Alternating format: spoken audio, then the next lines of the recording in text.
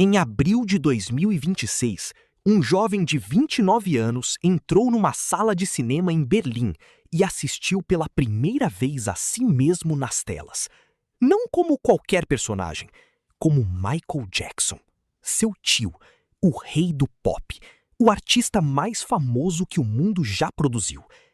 Naquele momento, Jafar Jackson sentiu na pele o que poucos seres humanos já sentiram: o peso de carregar uma lenda nas costas e a responsabilidade de não deixá-la cair.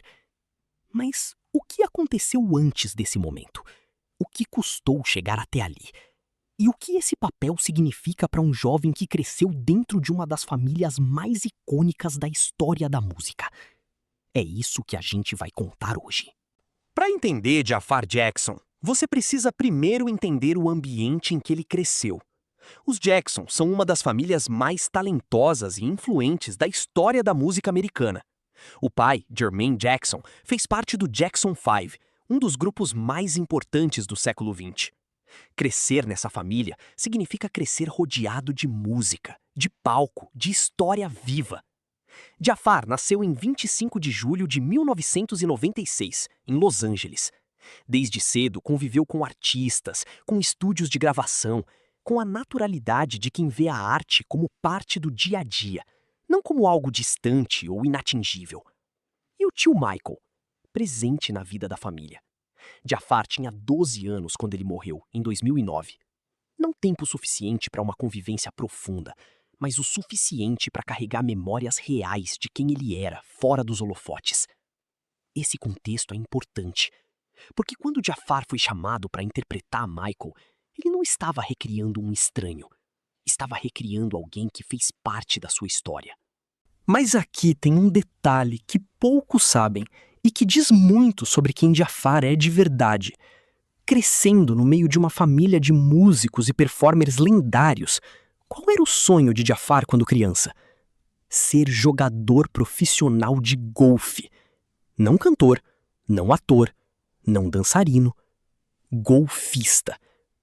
Isso fala muito sobre a personalidade dele.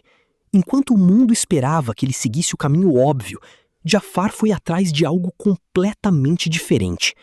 Como se precisasse encontrar uma identidade própria, construída pelas próprias mãos, longe dos palcos que sempre cercaram sua família. Foi só aos 12 anos que algo mudou dentro dele. Ele começou a se aproximar da música e da dança de um jeito diferente, não como obrigação, não como herança, mas como escolha. E quando você escolhe algo... Quando o projeto da cinebiografia de Michael Jackson foi anunciado, o mundo inteiro quis saber: quem vai interpretar o rei do pop? Era uma das perguntas mais difíceis de Hollywood, porque Michael Jackson não era só um personagem a ser interpretado, era um fenômeno, uma presença, uma energia que vai muito além de gestos e trejeitos. Nomes famosos foram cotados, atores experientes foram considerados, mas o diretor Antoine Fuqua, o mesmo de filmes como O Dia de Treinamento e Os Sete Magníficos, tomou uma decisão que surpreendeu a todos. Ele escolheu Jafar. Um jovem sem currículo cinematográfico, sem experiência em grandes produções, praticamente desconhecido para o grande público. O produtor Graham King, o mesmo responsável por Bohemian Rhapsody, explicou a lógica por trás da escolha. A semelhança física entre Jafar e o tio era impressionante. Mas mais do que a aparência, havia algo na energia. A escolha foi só o começo. O que veio depois exigiu dedicação total. 2 anos de preparação antes das câmeras ligarem. Treinamento vocal para reproduzir a voz de Michael em diferentes fases da vida. Aulas de dança para recriar movimentos que Michael aperfeiçoou ao longo de décadas. Estudo intenso de entrevistas, apresentações e registros para capturar não só os gestos, mas a essência do jeito de ser do tio. O próprio Jafar disse em entrevistas que chegou um ponto da preparação em que parou de pensar em imitar e começou a simplesmente entender Michael. Como ele pensava, como ele se movia, o que sentia antes de entrar no palco. E esse salto de imitação para compreensão é o que separou a performance dele de qualquer outra tentativa que alguém pudesse fazer. O resultado apareceu nas telas de um jeito que até os críticos mais céticos tiveram que reconhecer. Membros da equipe técnica pararam o que estavam fazendo durante as gravações só para assistir. Não por obrigação, mas porque o que estavam vendo era perturbador de tão real.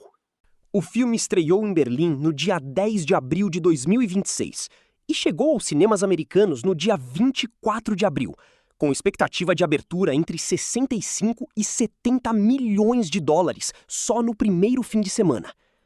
O trailer já havia dado uma pista do que estava por vir.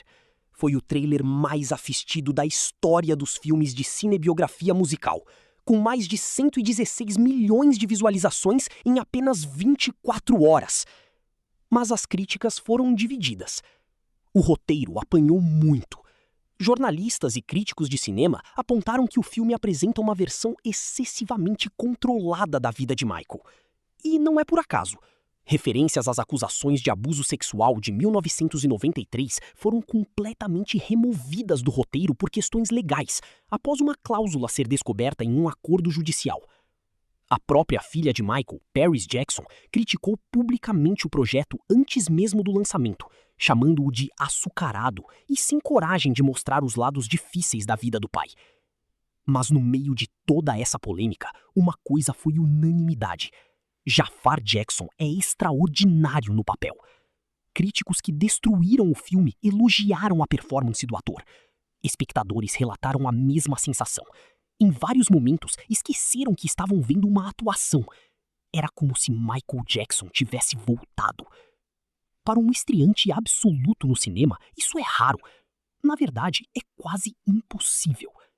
Tem uma coisa que aconteceu com esse filme que vai além das bilheterias e das críticas. Jovens que nunca viram Michael Jackson se apresentar ao vivo estão descobrindo quem ele foi através da atuação do sobrinho. Estão ouvindo Thriller, Billie Jean e Beat It com a emoção de quem está vendo algo completamente novo. Estão entendendo pela primeira vez por que o mundo parou quando Michael morreu. Jafar, sem querer, virou uma ponte entre o passado e o presente, entre uma geração que viveu Michael e outra que só conhece o mito. E isso coloca ele numa posição... Agora eu quero ouvir você. Você já assistiu o filme? O Jafar te convenceu como Michael Jackson ou achou que ficou abaixo do esperado? Me conta nos comentários o que você achou da atuação dele, porque eu leio tudo por aqui. E se esse tipo de conteúdo faz sentido para você, se inscreve no Contrafluxo e ativa o sininho. Toda semana tem uma história nova esperando por você aqui. Até o próximo episódio.